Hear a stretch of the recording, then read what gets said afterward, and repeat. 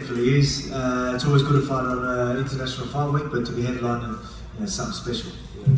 Incredible fight last time out. Obviously, didn't get the result you wanted. Controversy maybe in the result, but I'm wondering, a fight like that, are there lessons you take out of that, back to the featherweight division, or is it more just like, I went out there and I gave it a shot? There's lessons to be learned, win or lose, win or a loss. It's playing on for me, honestly. That camp was great. Definitely leveled up in some different areas. So that's why you want to challenge yourself, because that's exactly what will happen.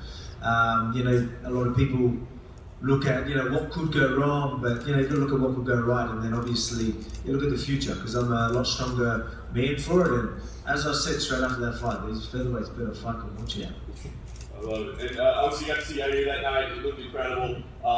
Talking about the preparation for him, obviously you've been fighting nothing but killers for a while, but he seemed to present a unique challenge. I mean, did you find preparation uniquely challenging in this? Yeah, definitely. That's it's been exciting. I said I just mentioned how good it was to do the challenge in Islam. It's exciting. You want them challenges, and this is a totally different challenge when it comes to the ground and the striking. And I'm disciplined. I'm always going to train hard. I've been saying that all week.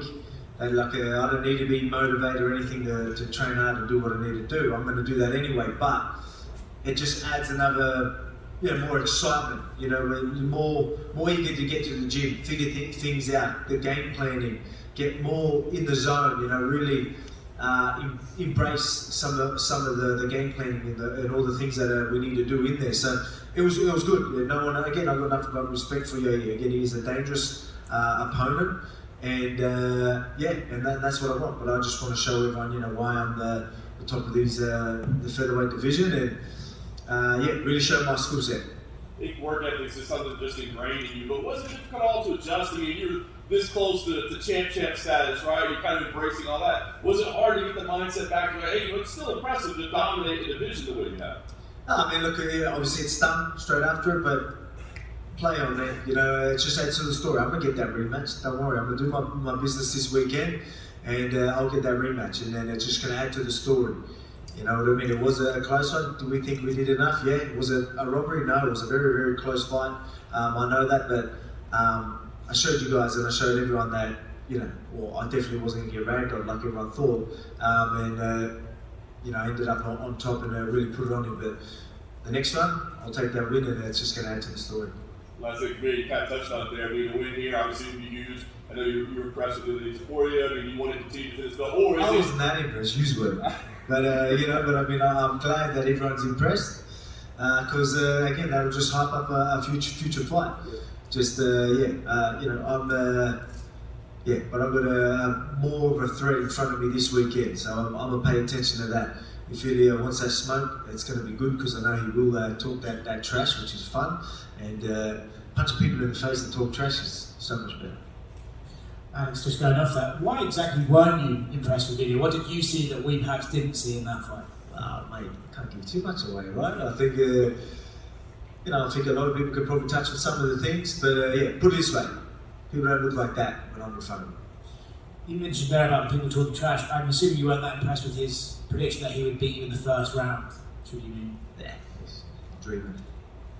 With the Islam fight, is that one of those fights where 25 minutes in there with him gives you such a good game plan and blueprint for how to beat him the second time? He's one of those guys that once you compete against him, the first time you know exactly the adjustments you need to make for the second fight. Man, I knew what adjustments I needed to make as soon as I stepped out of that octagon. Straight away I was like, man, I wanted that rematch right now, like I know what to do. Everyone knows I'm good with the rematches, and they're just, right now again I've got to focus on Yair Rodríguez, but that'll come. Yeah, with the Rodríguez thing, you're going from lightweight back down to featherweight. I saw in some of your pre-fight stuff that you were saying you felt a lot sharper and more explosive. What's the biggest sort of thing you weren't expecting from the weight changes that you've had over the last year? So going heavier? So you've gone from going heavier and then going back lighter. Oh yeah, but I mean, obviously noticed that extra weight. That's why during camp, like when I was doing the bulking and I was a little bit heavy, doing everyone knows the workload that I've got. It was at the end of the week, my body was definitely feeling it. Carrying that weight wasn't obviously moving as much, and just definitely warned you that a little bit more. So halfway through the camp, I'm like, I want to be a little bit lighter. I want to be, because I reckon I'm going to be just as strong anyway, and I'm going to be fast. So we found that perfect weight, and that was a little bit lighter. So I wasn't too much heavier than I would be this weekend, to be quite honest. Not too much anyway, but yeah, it feels good to be at featherweight again and being as sharp as ever. So definitely that bulk made me stronger.